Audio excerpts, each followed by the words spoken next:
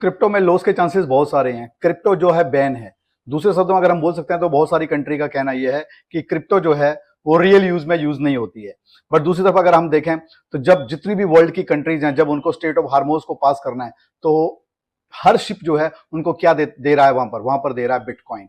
मैं एक कैलकुलेशन बताता हूँ, उस कैलकुलेशन से आपको समझ में आएगा कि ईरान की पावर क्या है। ईरान क्यों इतने लंबे टाइम से रुका हुआ है इस फाइट में। मैंने पहले भी बताया था कि आज से नहीं, बहुत लंबे टाइम से जो है ईरान अपना जितना भी फ्यूल या जो भी चीजें दे रहा है वो किस में दे रहा है, बिटकॉइन में दे रहा है। जो माइनिंग कर रहा है, वर्ल्ड की जो माइनिंग हो रही है, वर्ल्ड की जो 4% से ज्यादा की माइनिंग है वो ईरान के अंदर होती है, क्योंकि वहां पर इलेक्ट्रिसिटी सस्ती है।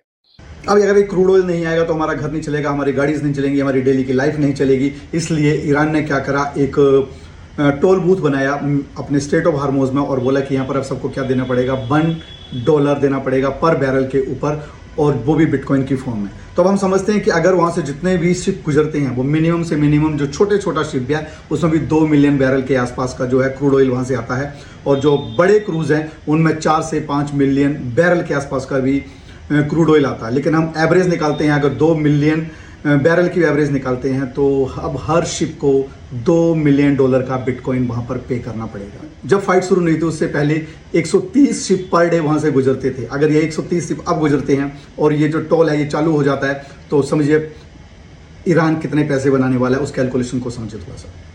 अब 130 शिप जो हैं जो कि अब स्टेट ऑफ हार्मोज से गुजरते हैं, और अगर हर शिप को $2 मिलियन देना पड़ता है उसको, तो इसका मतलब हो गया, अभी अगर हम प्रेजेंट में बात कर रहे हैं तो एक बिटकॉइन की जो कीमत है $70-71 के आसपास चल रही है, तो मैं एवरेज $17,000 की ले लेता हूं। तो हर शिप को पास करने के लिए वहां पर 28 बिटकॉइन देने पड़ेंगे। अगर 130 शिप वहां से निकलते हैं तो एक दिन में 3600 बिटकॉइन, मंथ में 1,10,000 बिटकॉइन, और एक साल में 13 लाख बिटकॉइन वहां पर देने पड़ेंगे। अब मीन्स 1.3 मिलियन बिटकॉइन वहां पर देने पड़ेंगे।